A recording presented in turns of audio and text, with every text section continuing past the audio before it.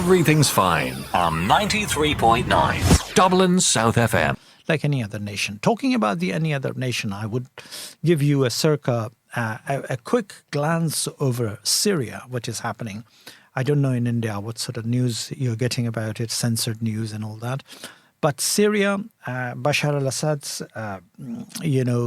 dictatorship has been toppled by another cruel dictator and a terrorist organization, which has been listed and kept at bay for a while.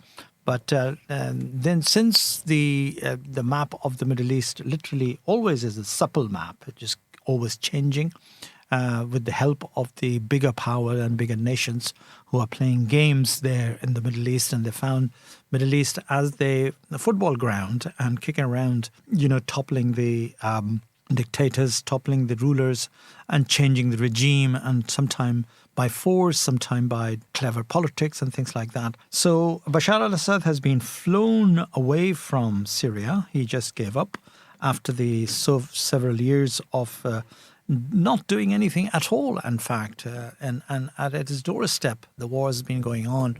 And he was enjoying his position because at the back of his, power, there were two very big powers supporting him vis-a-vis Hezbollah. Fighting for him and protecting, and I'll tell you why they were protecting it, because Damascus, particularly the Damascus, Syria has a historical country with a lot of history of Christians and a lot of churches, a lot of Christian communities and all that. But at the same time, it is also have a very significant Shia history because Sham, as it used to be in those days, when the prisoners of war, because it was a seat of power at the time, 1,400 years ago, at the time of Battle of Karbala, the prisoner of war has been brought to Sham, to the palace of Yazid, which is in ruin at the moment.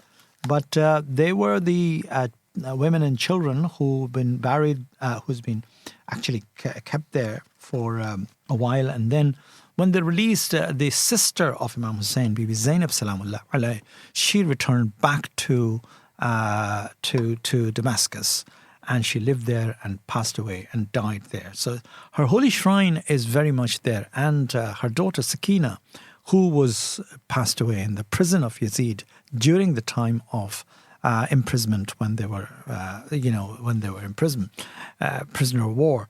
So it's a very significant holy shrine for Shias all over the world, traveling from India, Pakistan, Middle East, visitation. And there was an economy of that because there was a hotel industry. There was obviously endless food stalls, restaurants, all that. People had to stay somewhere. People had to eat.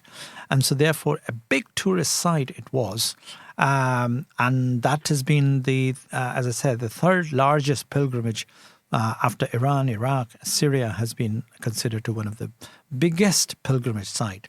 Now, the regime of Assad's father, the senior Assad, has been very polite and very considerate to this aspect of the Shia pilgrimage, and he's been, very courteous and honourable guy to look after them and allowed that to flourish.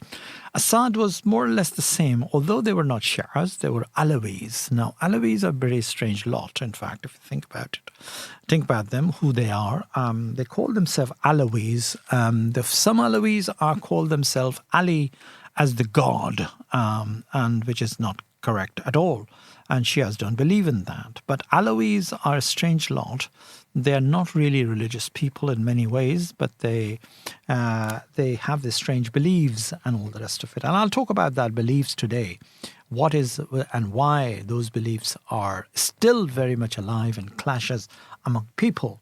But that was the background of that. Anyway, he's been toppled very quickly because his backbone army of Hezbollah has been broken. In Lebanon, a blatant war with Israel has broken. Hezbollah leader Hassan Nasrallah has been killed. Many other key people of Hezbollah has been. So there's a dearth, and the morale has been down for Hezbollah for a long time. But recently it has gone really down. after losing vis-a-vis the leader of Hassan Nasrallah. Now, Naim Qasim is the new man, but he's not as prolific, as dynamic as Hassan Nasrallah was. And therefore, you would have a vacuum. And that's the vacuum they took advantage. The rebel, so-called, I don't know, the leader of this guy, he was like bin Laden. He was a young man with the vengeance among, shaking hands with Israel and doing, a good business with Saudis and all the rest of it. And so therefore, the hallmarks of those terrorism is very much there now. It remains to be seen that how much they will bring so-called peace in that country. He's promising to do what he call it a good business with neighbors, will have all the rest of it. But it's not going to happen, because if he pull punches with Shias in Iraq and Iran, neighboring countries, two countries, he will be in trouble and he'll be toppled and he'll be removed from the power, and a new power will come, hopefully, inshallah, as we call it. But that's what it is. I mean, right now it's in the hands of terrorist organization, and it's a very big issue. Dabble into it if you want to read about it.